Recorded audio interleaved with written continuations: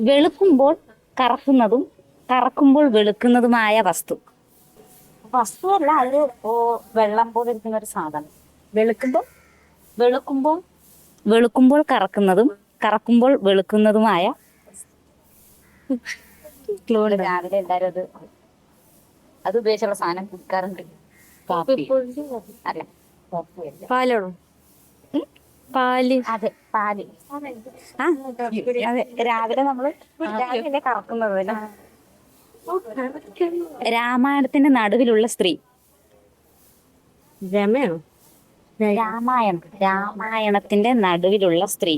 എനിക്കറിയില്ല. ആ രാമായണത്തിൽ തന്നെ ഉണ്ട്. മായ. മായ. രാമായണം.